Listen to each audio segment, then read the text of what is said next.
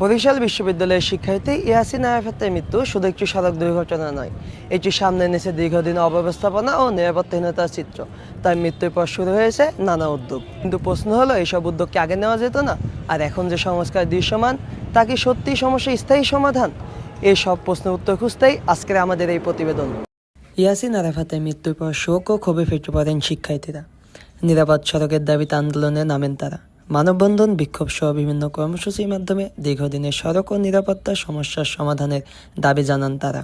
ইয়াসিন আরাফাত হচ্ছে আমাদের সহপাঠী ছিল, আমাদেরই বন্ধু ছিল।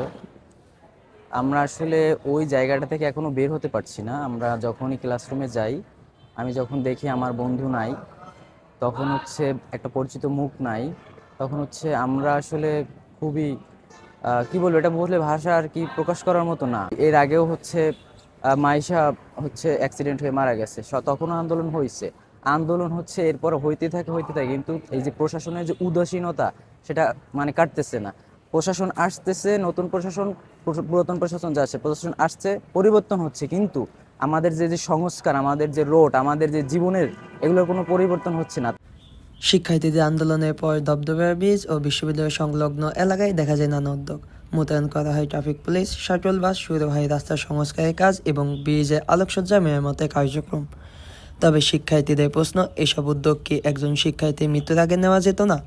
কারণ সড়কের ঝুঁকি, ভাঙাচোরা অবস্থা ও নিরাপত্তাহীনতার বিষয়গুলো দীর্ঘদিন ধরেই পরিচিত ছিল।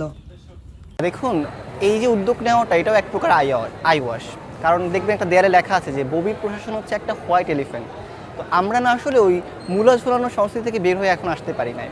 দেখবেন যে যত আন্দোলন হোক না কেন, স্টিল এখন আপনি রাস্তায় তাকান, এখন কিন্তু সেই সেম অবস্থা। সো প্রথমত তারা তো কখনোই উদ্যোগগুলো নিবে না। আর এই যে আন্দোলন হলো, প্রাণ ঝরে গেল, তারপর কিন্তু কতগুলো দুর্ঘটনা ঘটেছে। তো এইখানে আসলে মূল সমস্যাটা হচ্ছে তাদের সদিচ্ছার অভাব। এই সদিচ্ছার অভাবেই তারা আন্দোলন হোক, যাই হোক না কেন, আমাদের একটা আইওয়াশ দিয়ে দিল, কিছু মূলা ঝুলিয়ে দিল, ব্যাস ওই পর্যন্তই শেষ। একটি প্রাণহানির পর শুরু হয় এই পরিবর্তন, তাই নতুন এক প্রশ্ন সামনে এনেছে। সংস্কার কি শুধুই দুর্ঘটনার পরের পদক্ষেপ, নাকি দুর্ঘটনা প্রতিরোধের আগাম ব্যবস্থা? শিক্ষার্থীদের মতে নিরাপদ সড়ক নিশ্চিত করতেই প্রয়োজন সময় মতো কার্যকর উদ্যোগ, কোনো প্রাণহানি অপেক্ষা নয়। আমি একজন সাধারণ শিক্ষার্থী হিসেবে এটাই বলতে চাই যে যে কোনো একটা দুর্ঘটনা হওয়ার পরেই আমরা দেখি যে এই দাবিগুলা ওঠে, ওই দাবিগুলা প্রেক্ষিতেই পদক্ষেপ নেওয়া হয়। কিন্তু এই পদক্ষেপগুলা দুর্ঘটনার আগে যদি প্রশাসন নিত, তাহলে ওই অনেক দুর্ঘটনা আমরা এড়াতে পারতাম, অনেক প্রাণ আমরা বাঁচাতে পারতাম। রাস্তার কারণে আমাদের গাড়ি চালাতে সমস্যা হয়। রাস্তা যেন তাড়াতাড়ি কাজ করা হয় বা সংস্কার করা হয়। ইয়াসিন আরাফাতের মৃত্যু আমাদের মনে করিয়ে দিয়েছে, নিরাপত্তা নিশ্চিত করার দায়িত্ব কোনো দুর্ঘটনার পর শুরু হওয়ার বিষয় নয়। একজন শিক্ষার্থীর প্রাণহানির পর যে উদ্যোগ ও সংস্কার দেখা গেছে, তা যেন সাময়িক পদক্ষেপে সীমাবদ্ধ না থাকে।